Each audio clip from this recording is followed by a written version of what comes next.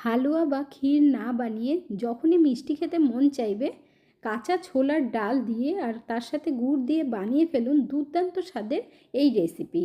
বাচ্চা থেকে বড় সকলের জন্য ভীষণ হেলদি।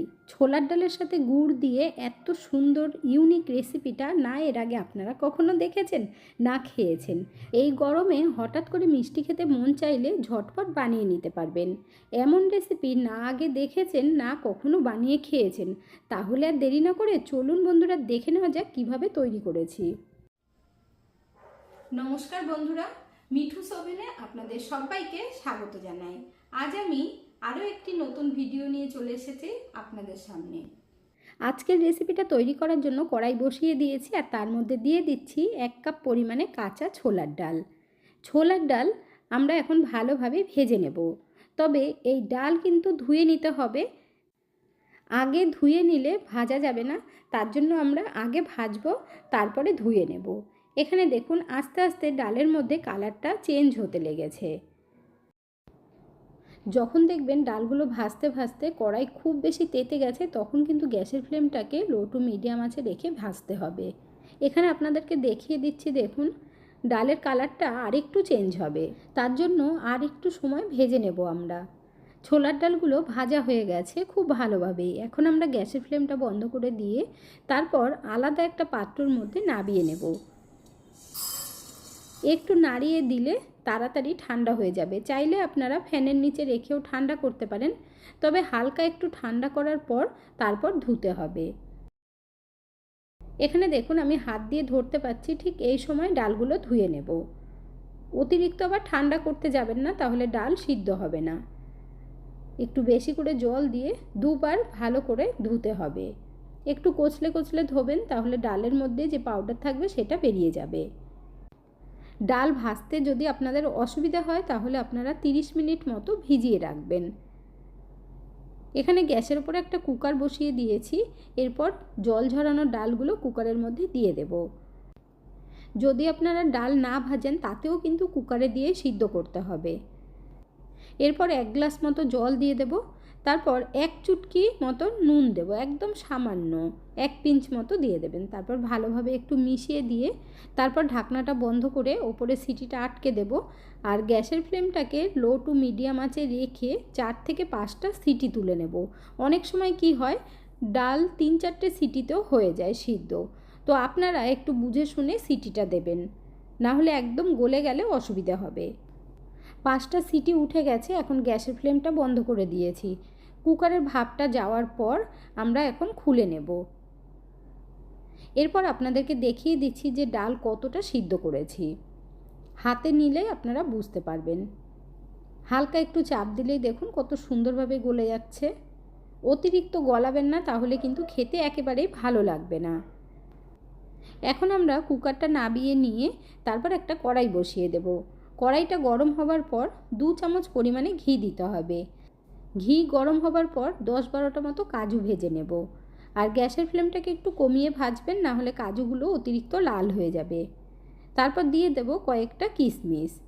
আপনারা যতটা পরিমাণে ডালের তৈরি করবেন সেই বুঝেই ড্রাই ফ্রুটসগুলো দেবেন। কিশমিশগুলো লাল হয়ে গেলে এর মধ্যে এখন দিয়ে দেব আমরা শুকনো নারকেল।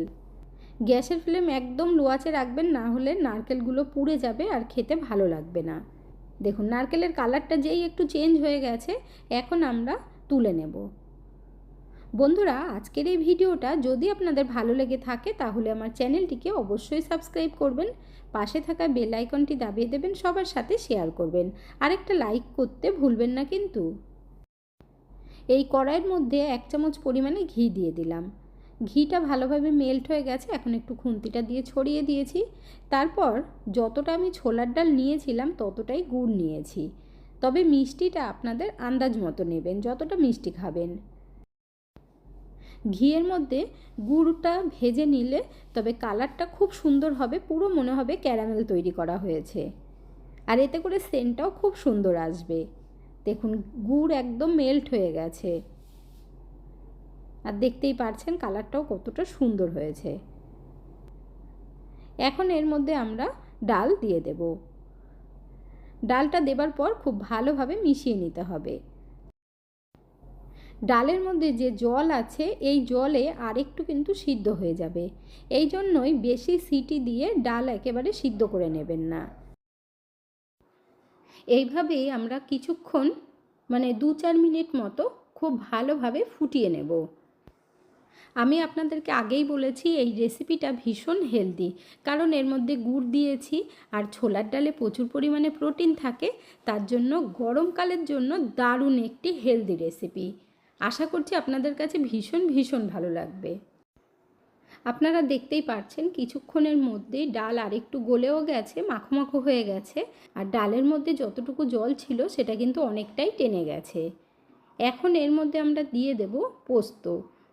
1 চামচ মতো পোস্ত নিয়েছি। পোস্তটা দিলে খেতে খুব ভালো লাগবে। তারপর খুব ভালোভাবে আমরা মিশিয়ে দেব। পোস্ত আমাদের শরীরের জন্য কতটা উপকার সেটাও কিন্তু আমরা সকলেই জানি। পোস্ত শরীরকে ঠান্ডা করে। এখানে দেখুন খুব ভালোভাবে মিশিয়ে নিয়েছি। এর মধ্যে এখন আমরা ভেজে রাখা ড্রাই ফ্রুটস দিয়ে দিলাম। তারপর খুব ভালোভাবে মিশিয়ে নিতে হবে। আপনারা কে কোথা থেকে ভিডিওটি দেখছেন অবশ্যই কমেন্ট করে জানাবেন, তাহলে আমিও বুঝতে পারবো আমার বন্ধুরা কোথা থেকে দেখছেন। আপনারা সকলে এত সুন্দর সুন্দর কমেন্ট করেন, আপনাদের কমেন্টগুলো পড়তে আমার ভীষণ ভালো লাগে। এইভাবে পাশে থেকে সাপোর্ট করার জন্য অসংখ্য ধন্যবাদ। 2টো এলাচের দানা বার করে দিয়ে দিলাম। আপনাদের ঘরে যদি এলাচের গুঁড়ো থাকে সেটাও দিতে পারেন। এলাচের দানাটা একটু মুখে পড়লে না খেতে খুব ভালো লাগবে, সেই জন্য দিয়েছি। এরপর ভালোভাবে আবারও মিশিয়ে একটু টানিয়ে নিতে হবে। ক্ষীর হালুয়া না বানিয়ে যখনই আপনাদের মিষ্টি খেতে মন চাইবে এই হেলদি রেসিপিটা অবশ্যই তৈরি করে নেবেন। ওপর থেকে অল্প করে ঘি দিয়ে দিয়েছি, এতে করে টেস্টটা আরও বেশি বেড়ে যায়।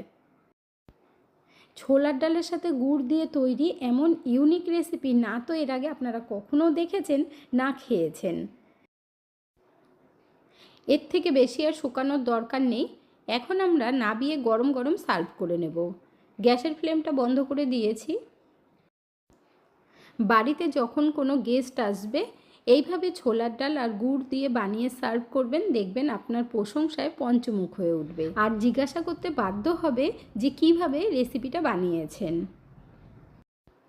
ছোলার ডালের লাড্ডু, হালুয়া অনেক কিছুই তো বানিয়ে খেয়েছেন, এই ইউনিক রেসিপিটা একবার বানিয়ে দেখুন। তবে একটা কথা বলে দিচ্ছি বন্ধুরা, ছোলার ডাল এমনিতেই হালকা একটু মিষ্টি হয়, আর এর মধ্যে ড্রাই ফ্রুটস দেওয়া আছে সেগুলোও মিষ্টি, তো মিষ্টিটা কিন্তু একটু কম দেবেন। হালকা মিষ্টি রেখে বানালে খেতে খুব ভালো লাগবে। আর ঠান্ডা হয়ে গেলে উষ্ণ উষ্ণ একটু গরম করে নেবেন।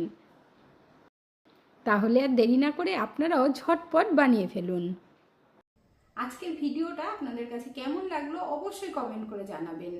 এতক্ষণ ধৈর্য ধরে ভিডিওটি দেখার জন্য অসংখ্য ধন্যবাদ। ভালো থাকবেন, সুস্থ থাকবেন। দেখা হচ্ছে পরের ভিডিওতে। Thank you.